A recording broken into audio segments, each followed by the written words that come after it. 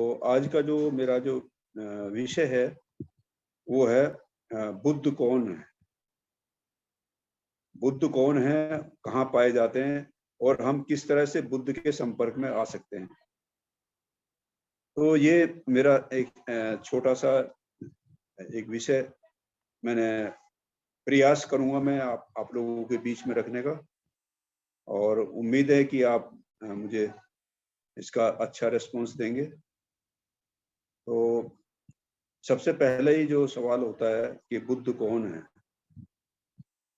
तो हम जनरली जैसे किसी भी आदमी के विषय में जब भी कहा जाता है कि वो कौन है, तो स्वाभाविक तरीके से उसके बारे में कि वो आदमी वहाँ का रहने वाला है, उसका बेटा है और इतना पढ़ाई किया है, ये काम करता है और ये ऊपरी-ऊपरी बातें जो भी हैं, वो उसके बारे में बताई जाती हैं। तो इस तरह से परिचय दिया जाता है।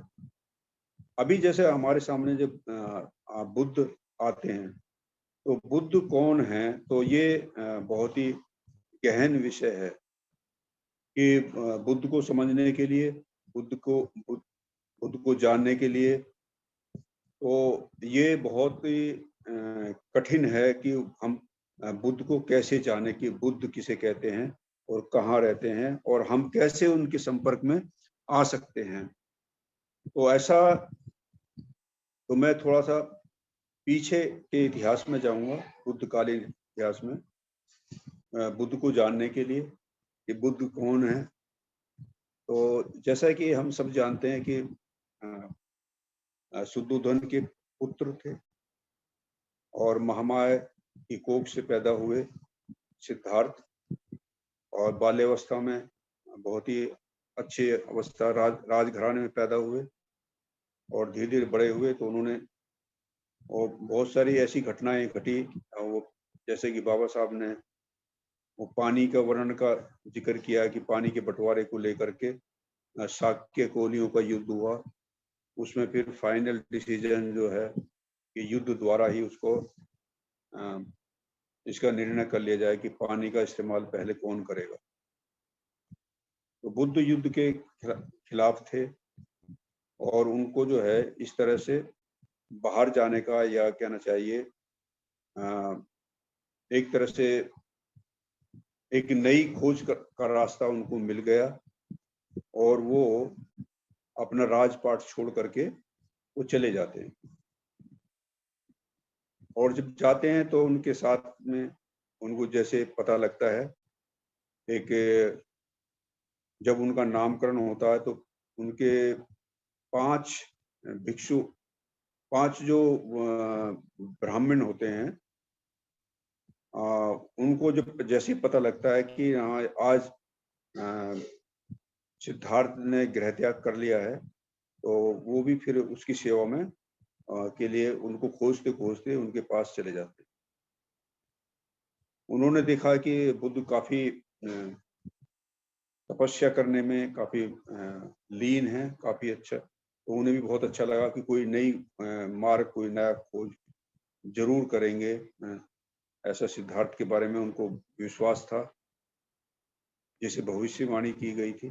तो वो तपस्या करते रहे, तो एक समय ऐसा आया कि उनका शरीर सूख के काँटा हो गया, क्योंकि अपनी भोजन की मात्रा कम करते इतना करे कि मतलब एक दाने पे आ गए और उनका शरीर सूख के ढाँचा हो गया और वो कमर को हाथ लगाते थे तो पेट से मिलता था और पेट को हाथ लगाते थे तो कमर को मिल जाता।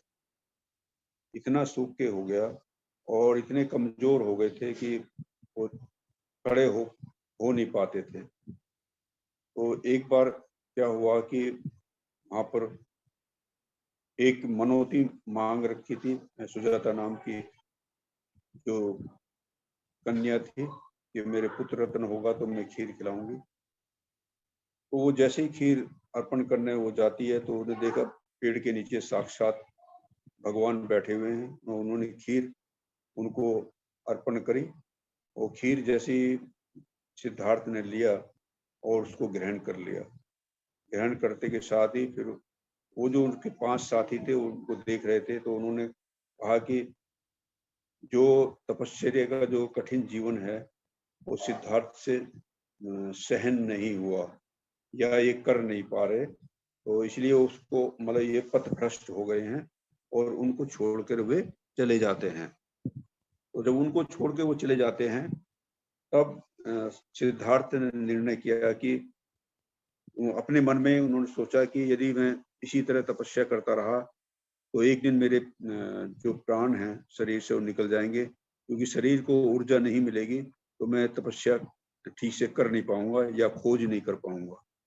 तो इसलिए उन्होंने खाना पीना शुरू कर दिया और इस तरह से फिर उन्होंने देखा कि मैं काफी समय काफी भोजन एक तरह से 40-45 दिनों का 50 दिन का भोजन इकट्ठा करके वो एक बार वो बैठ गए और वो बोध गया जो हमारा पवित्र स्थान, संसार में बौद्धों का पवित्र स्थान माना जाता है, बोधि वृक्ष के नीचे जो अभी भी है हमारे बोधि वृक्ष, तो उसके नीचे बैठ जाते हैं और एक तरह से संकल्प लेते हैं, संकल्प कि चाहे मेरी चमड़ी और सूख जाए, चाहे मेरा प्राण निकल जाए, लेकिन जब तक मैं नया मार्ग नहीं खोज निकालूंगा मैं यहाँ से नहीं उठूंगा।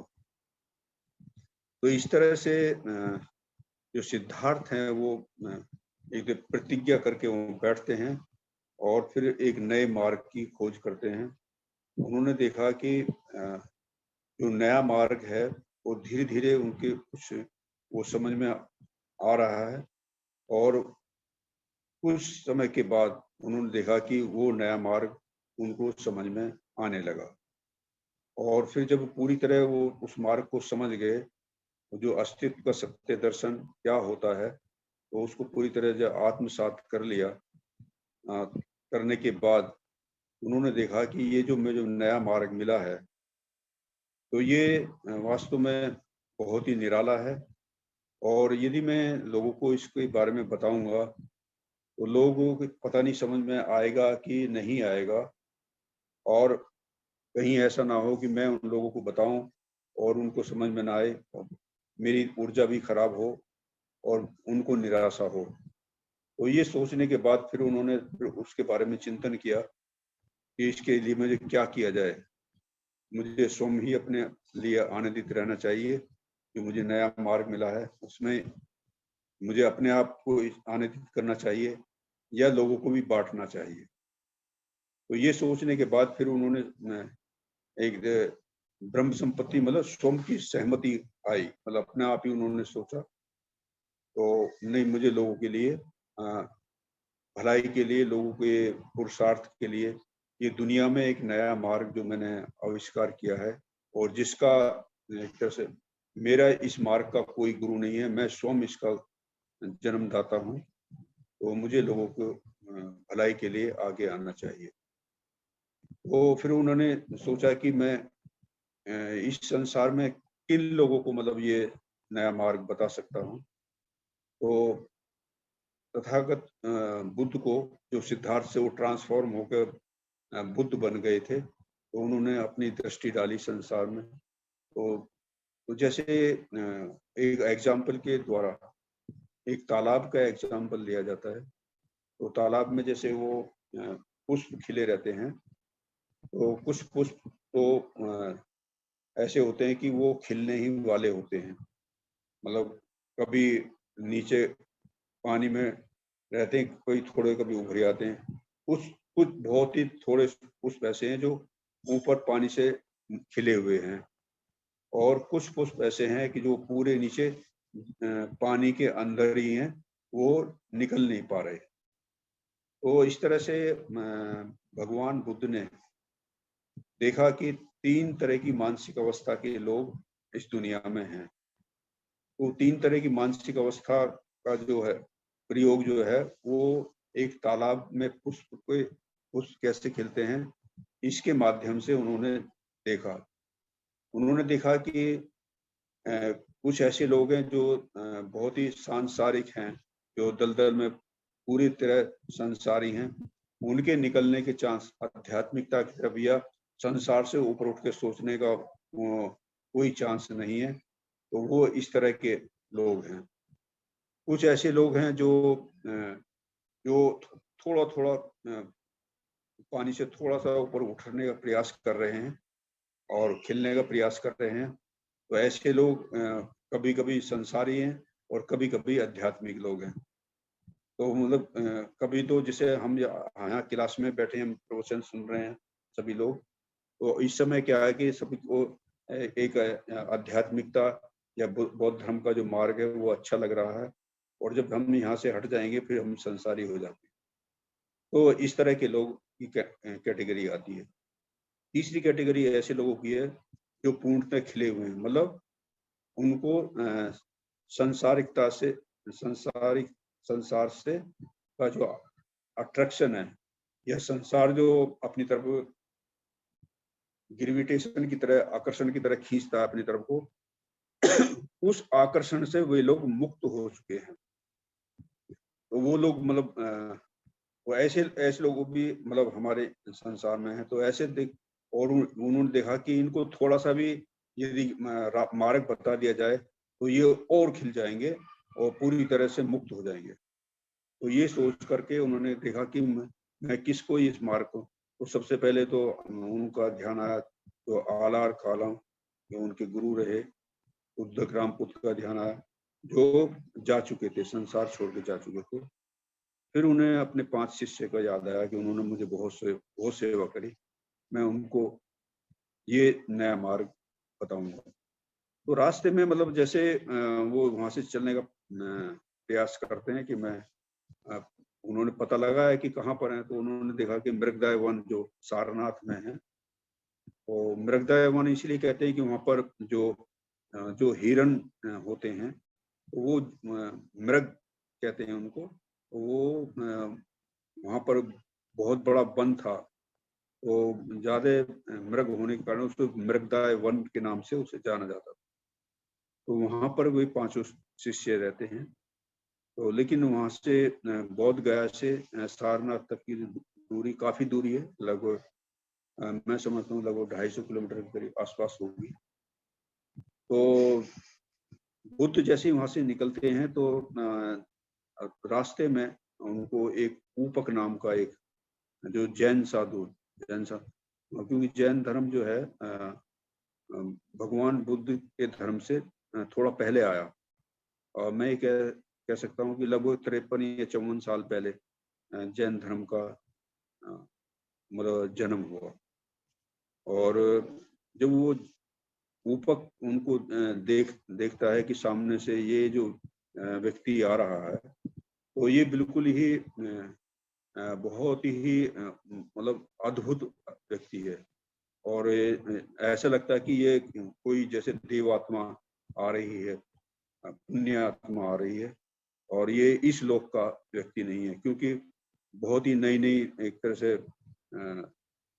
से बोधि प्राप्त हुए थे सिद्धार्थ गौतम, और बुद्ध बने थे। तो बहुत ही ताजगी थी चेहरे पे, बहुत शांत थी, बहुत स्थिरता थी, और जैसे ही वो बहुत ही नपे तुले कदमों से चले जा रहे थे, तो उसको उससे बहुत ही प्रभावित हुआ ऊपक, और उससे रहा नहीं गया। जैसे ही पास से भगवान बुद्ध गुजरे, तो उनसे पूछा कि तो पहले जमाने में क्या अभी भी लोग पूछते ही हैं कि आप कहाँ से हो, कैसे हो, कौन जाति से हो। तो जब तक आदमी उसकी जाति, गांव तक नहीं पहुंच जाता, तब तक वो अपनी मनोवस्था नहीं बनाता कि मैं किस तरह से इससे बात करूं। तो इस तरह से उसने जो ऊपक ने सीधा सीधा भगवान बुद्ध से पूछा कि क्या आप देव हैं? देव। और क्योंकि भगवान बुद्ध तो सभी संस्कारों से मुक्त हो चुके थे, लेकिन देव जो संस्कारित होता है, तो उन्होंने कहा नहीं, मैं देव भी नहीं हूँ। कि आप यक्ष हैं, तो यक्ष भी संस्कारों के वशीभूत होता है, संस्कारित होता है, तो नहीं, मैं यक्ष भी नहीं हूँ। तो क्या क्या आप जो हैं मतलब भगवान हैं? नहीं मैं भगवान भी नहीं हूँ, मैं दैत्य भी नहीं हूँ। तो उसने कहा कि इसको किस कैटेगरी में फिट किया जाए जिससे कि मैं बातचीत आगे बढ़ाऊं। तो उसने फिर उससे पूछा कि तो आप ही बताओ आप कौन हो। तब भगवान बुद्ध ने बताया कि मैं बुद्ध हूँ। तो वो ऊपक परेशान हो गया। तो उसने उसको एक घमंडी निगाह से, तो वैसे रेस्पॉन्स नहीं दिया, ठीक रेस्पॉन्स नहीं दिया। नहीं तो आज दुनिया में सबसे पहला शिष्य ऊपक ही होता। तो उसने कहा ऐसे ही मुंह पिचका कर, हाँ होगा। तो और ऐसा कहकर वो उनका एक तरह से कोई रेस्पॉन्स ना देते हुए आगे बढ़ गया। तो भगवान बुद्ध भी चले गए। तो वो फिर अपने 5 शिष्यों से वो मुलाकात करते हैं, मिलते हैं। तो 5 शिष्य जैसे ही उसको देखते हैं तो वो पहले ही सोच लेते हैं कि ये आदमी पथभ्रष्ट हो गया है और इससे कोई बात नहीं करेंगे, और राजघराने में पैदा हुआ इसलिए एक छोटा सा आसन इसके लिए दे देंगे, उसकी इच्छा होगी बैठ जाएगा और कोई आदर सत्कार नहीं किया जाएगा। लेकिन जैसे ही धीरे धीरे भगवान बुद्ध उनके समीप जाते हैं, पास जाते हैं, तो कोई भी अपने वादे पे अपने संकल्प पे टिक नहीं पाया। उसके भगवान बुद्ध के चेहरे को देख करके, शांत चेहरे को देख करके और बहुत ही स्थिरता वाला चेहरा देख करके, बहुत ही खुश, संसार का सबसे सुखी आदमी देख करके सबसे सुखी आदमी उनके सामने खड़े हुए थे। तो उनके आदर सत्कार के लिए कोई पानी ला रहा है, कोई आसन बिछा रहा है, कोई उनका चीवर ले रहा है।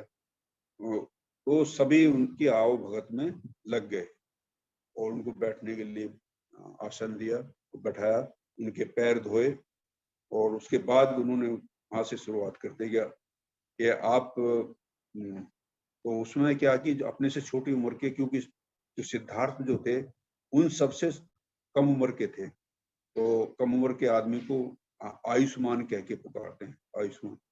तो सिद्धार्थ भगवान बुद्ध जो बन चुके थे उन्होंने कहा नहीं, अब मैं बुद्ध बन गया हूँ और मुझे आयुष्मान कह करके ना पुकारें। और तो फिर उनको थोड़ा अलग अजीब लगा कि आप बुद्ध कैसे बन गए। तो उन्होंने कहा कि मैं इस बात का आपको प्रमाण भी मैं दे दूंगा, लेकिन कभी आपने मेरे को असत्य बोलते हुए देखा था तो सबको यकीन हो गया कि हाँ ये राजघराने में जरूर पैदा हुआ, लेकिन कभी भी असत्य वाणी इन्होंने कभी नहीं बोली, तो ये सच्चाई सच बोलते हैं।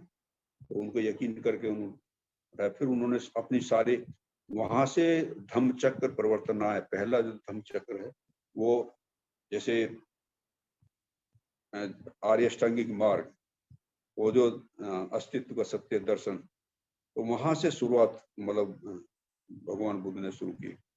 तो ये क्या होता है, अब ये भगवान बुद्ध जो उनके सामने थे, तो बुद्ध वैसे देखा जाए तो अब हमारे सामने बुद्ध तो है नहीं, तो बुद्ध कहाँ पाए जाते हैं?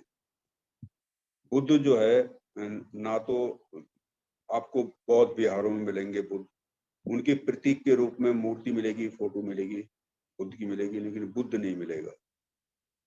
आपको शिविरों में भी बुद्ध नहीं मिलेगा। आपको आप कहीं भी चले जाइए बुद्ध नहीं मिलेगा। तो बुद्ध मिलते कहाँ हैं? तो बुद्ध जो है, जब तक हमारा जो मन है असंस्कारित नहीं बनेगा। हमारा मन कैसा है?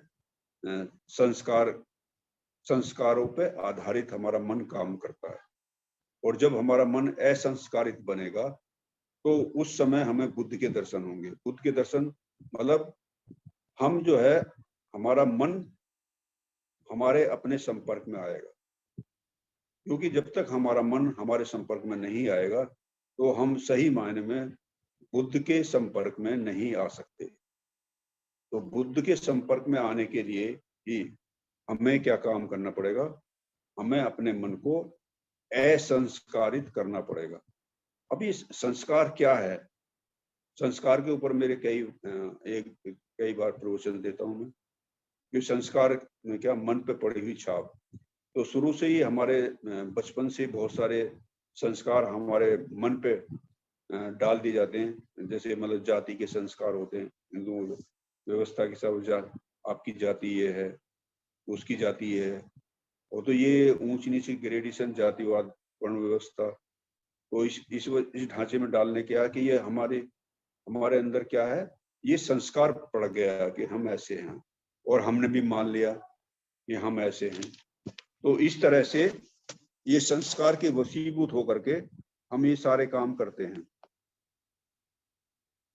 हम संस्कारों से बाहर निकल ही नहीं पाते, इसीलिए जब तक हम संस्कारों से ऊपर नहीं उठेंगे तो हम जो है अपने संपर्क में नहीं आएंगे, और जब तक हम अपने संपर्क में नहीं आएंगे तब तक हम बुद्ध के संपर्क में नहीं आएंगे। कि बुद्ध जो है, बुद्ध और कहीं नहीं है, बुद्ध हमारे अपने अंदर ही है। बुद्धत्व का जो बीज है वो अपने अंदर होता है, लेकिन केवल फर्क इतना है कि हम उसको जो है वो अविकसित अवस्था में है, वो विकसित नहीं है, लेकिन उसको विकसित करने का काम हमारा अपना है। उसको हमें खुद ही आगे बढ़ के उसको मतलब विकसित करना होता है। तो इस तरह से हम बुद्ध के संपर्क में हम आ सकते हैं। तो बुद्ध के संपर्क में आने के लिए तो ये मैंने बताया असंस्कारित मन हमारा कैसे बने। तो असंस्कारित मन बनाने के लिए तो ये सबसे अच्छा जो साधन है आदमी का वो है ध्यान अवस्था। जो ध्यान की अवस्था में जब हम ध्यान करते हैं तो उस समय हमारा मन हमारे अपने संपर्क में आता है। तो अब जब हम अपने संपर्क में आएंगे तो निश्चित रूप से हम संसार के संपर्क से हमारा संपर्क कट हो जाता है, और संसार से कट होने के बाद जब हम अपने संपर्क में आएंगे तो हमारा जो है बुद्ध से संपर्क हो सकता है। तो ऐसा बताया नहीं गया, यही इसी तरह का मार्ग। तो ये जो संस्कार है इसको दूर करने के लिए जो ध्यान का जो मार्ग है वो वास्तव में बहुत ही निराला है, बहुत ही अनूठा है। तो इसीलिए हमें ध्यान करना बहुत जरूरी है।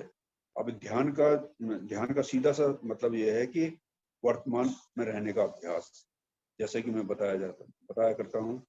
तो वर्तमान में रहने का अभ्यास जितने मोमेंट तक, जितने एक क्षण दो क्षण, ये हमारा ड्यूरेशन जैसे जैसे बढ़ता रहेगा वर्तमान में रहने का अभ्यास, तो उतना ही हम अपने संपर्क में आते जाएंगे।